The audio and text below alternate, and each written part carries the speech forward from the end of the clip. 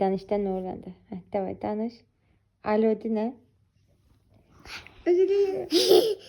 Dilim şey yapayım. Yo yo. Bir daha telefona danış. Neter danışsın. Bir daha bakar.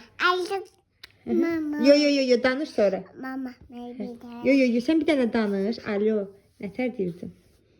Ne öğrendi? Danış. Mama bak. He. Maybe. Yo. Sana vermirəm də. Sen danış sonra sana vereceğim. Arkadaşlar nasılsın? Yo sen diyorsun ki karışkan öldüreceğim. Moda de. Nasılsın?